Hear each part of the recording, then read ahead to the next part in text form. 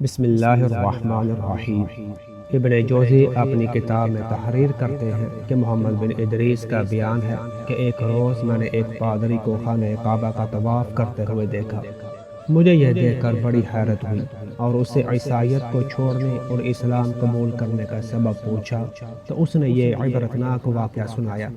ایک روز میں کشتی میں بیٹھا دریا کی سیر کر رہا تھا کہ اچانک کشتی کو جھٹکا لگا اور دیکھتے ہی دیکھتے وہ ٹوٹ گئی۔ لوگ ڈوبنے لگے اور میں ایک تختہ کا سہارا لینے میں کامیاب ہو گیا اور پھر موجوں نے مجھے ایک جزیرہ پر پہنچا دیا۔ وہ جزیرہ بہت سرسبز و شاداب تھا اور پھلدار درختوں سے گھرا ہوا تھا۔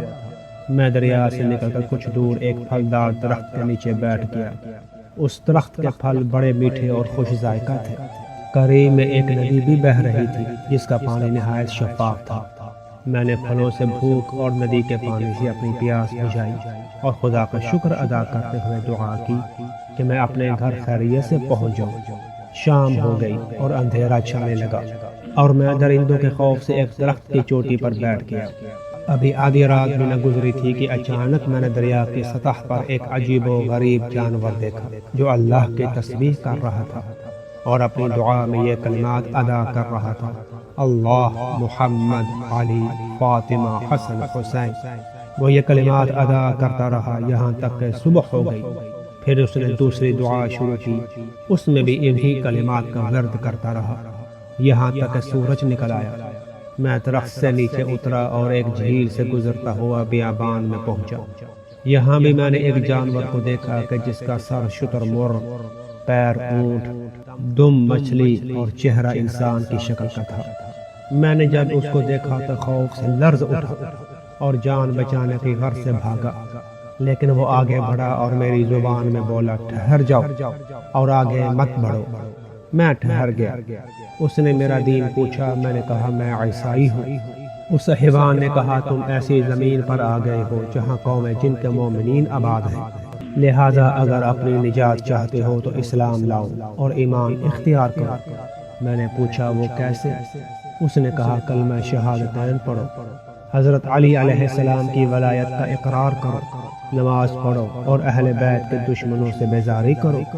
میں نے پوچھا یہ دین اور اس کے احکام تمہیں کہاں سے معلوم ہوئے؟ اس نے کہا ہمارے بزرگان قوم نبی اکرم صلی اللہ علیہ وآلہ وسلم کی خدمت میں حاضر تھے کہ حضور صلی اللہ علیہ وآلہ وسلم نے فرمایا قیامت کے دن بہشت فریاد کرے گی کہ خدایا تیرا وعدہ ہے کہ تو میرے ستونوں کو مضبوط بنائے گا اور کچھ انوار مقدسہ سے مجھے مزین کرے گا، لہذا اب اپنا وعدہ پورا فرما۔